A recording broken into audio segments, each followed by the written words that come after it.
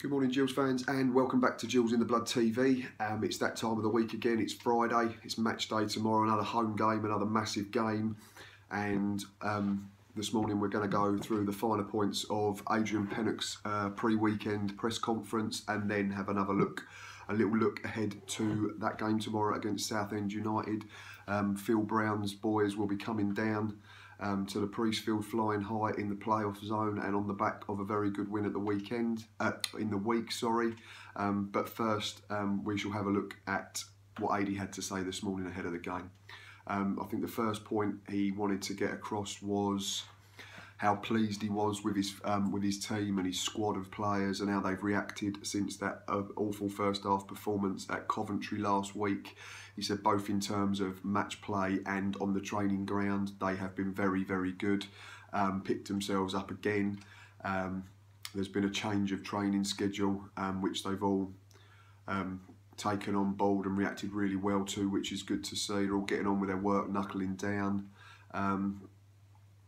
Yeah, he was pretty positive about it. Again, I know he keeps saying it and there's a risk of him repeating himself, but he feels that if they keep working hard, then that first 3 points isn't too far away.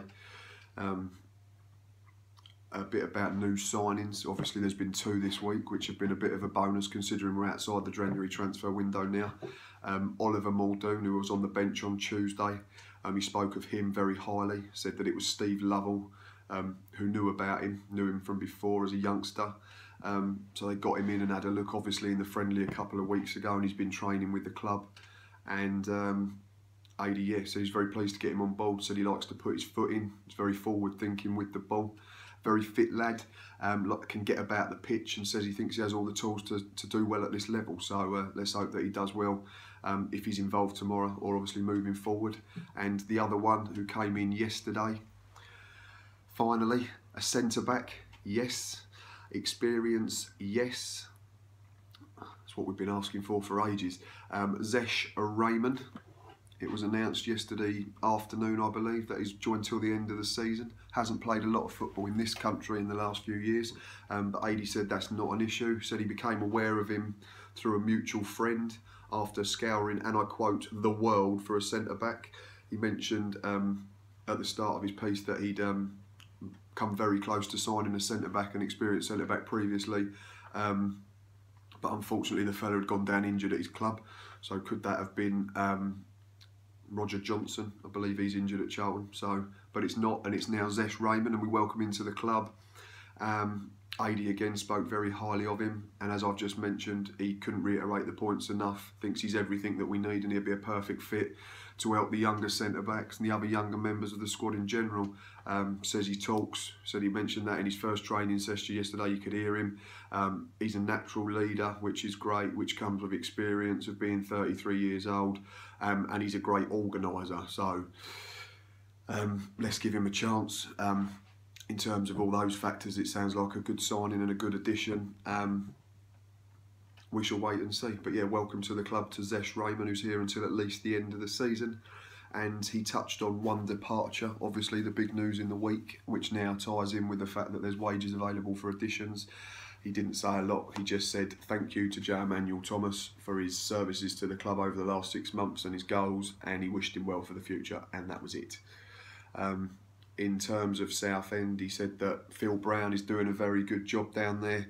He said they have good individuals, they're a good side, but he can't wait. He said he cannot wait. It's a big game against a good side that's playing well, and he said he wants us to test ourselves against them.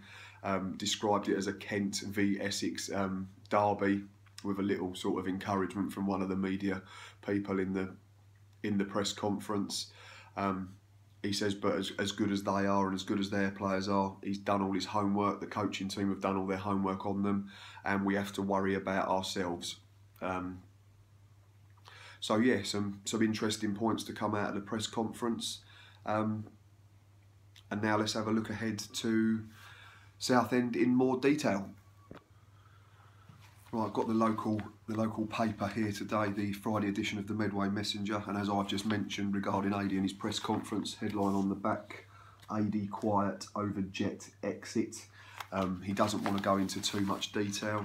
Again, he's just thanked him for his services and that's it. We move on, he says. Again, underneath that, which I've touched on, Gills remain upbeat despite winless run. It's at 8 games now, isn't it, since Adi took over? It's 6 draws and 2 defeats. The positive spin is the consistency is there in terms of we're making ourselves harder to beat, but obviously we're not winning enough football matches, and I don't think we'll draw ourselves out of trouble, unfortunately. So that has to change pretty soon. Hopefully starting tomorrow. Excuse me, morning caffeine. In terms of team news for us tomorrow, Adi mentioned obviously that Bradley Garmston will be out and Deji Osalaja will be out. Bradley apparently had a scan on his hamstring yesterday and he's awaiting the results. He's not seen them yet. Deji Osalaja, he said that at first he thought it was a bad one and it could be 4 to 5 weeks, but upon a little bit of treatment Wednesday, Thursday, they don't think it is as bad, but he didn't put a time scale on it. So hopefully we'll have him back sooner rather than later. On a more positive news, obviously Oliver Muldoon will be available again for selection tomorrow, and Joe Quigley is available. He said that he played another 60 minutes in the week for Bournemouth and they are happy for him to come over, so he has arrived now. So obviously I would assume he'd come into contention with the fact that Joe Emmanuel Thomas has now left the club. More bits in the local paper. Obviously a big headline regarding Tuesday was Gills pay the price for Donnelly miss. We've been through it. I've mentioned it in my match reaction. I didn't agree with the way Gillingham fans cheered the fact that one of our players had been substituted off. It's not going to help him, it's not going to help us. He didn't miss on purpose at the end of the day, and again, would Cody McDonald have got the same treatment? I'll let you answer that yourselves. Southend, we know they're playing well. I think they've only lost 1 in their last 10 away from home. They went to Peterborough in the week and won 4-1, looked very good. I think they're up to 5th in the table. So yeah, they're going to be hard to beat. They're bringing plenty down. I think I saw something on their official Twitter feed yesterday. They've sold 1,400, so it's going to be a bit of a raucous atmosphere, we would say. Let's hope that we can get a few more of our fans in. Obviously with us struggling, attendances have dropped off, but it's up to us and us alone to get them back in. In terms of a prediction of a team lineup, I'm not sure. I think that Adi may probably want to stick to the 3-4-1-2 if he can get clearance on Zesh Raymond, but obviously there's no news on that yet. If not, it might be back to 4-4-2 Diamond, which would probably bring Paul Konchesky back into contention with Max and Chris Hurd in the middle and Ryan Jackson at right back. Other than that, I'm not sure. It could be anything. So we shall await, obviously, team news tomorrow when it gets announced before the game. In terms of Oliver Muldoon, we've mentioned he writes for the Shouting Men column in the Medway Messenger this week. Big chance to prove myself. I think that's a big thing for me at the moment. We've already seen with the likes of Josh Parker coming into the club that wants to prove himself, and Adi's spoken of his attitude and his application. We need people that want to play, that want to work hard, that want to dig in, because we need wins any old which way.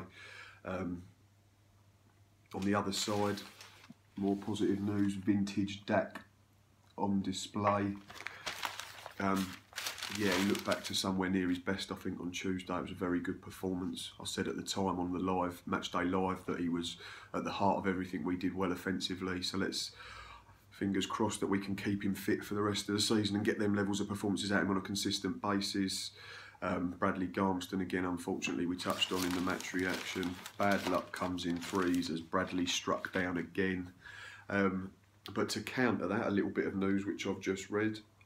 Regarding physios, full-time role for, I don't know if you can see, it's just there, it's not too big, full-time role for Gary Haymans, who returns to the club now. It says that Gary Haymans is back as Gillingham's full-time first-team physio. He recently stepped in following the departure of Adam Roach and fellow physio Jack Hughes, who went to QPR. And Haymans has now got the job permanently again. He's been with us before, he's worked under Peter Taylor and Martin Allen, so it's good to have him on board. just hope he doesn't have too much work to do in terms of injuries. Right, to finish up, a prediction for tomorrow. We will concede, I think, unfortunately. I think we may have to score 3 if we want to win the game. I'm not sure whether we can do that. And for that reason, I am going to go with Gillingham 2, Southend 2. We will see you all tomorrow for another edition of Matchday Live. Come and get involved if you want to. That'd be great. But until next time, until we speak again, up the Gills.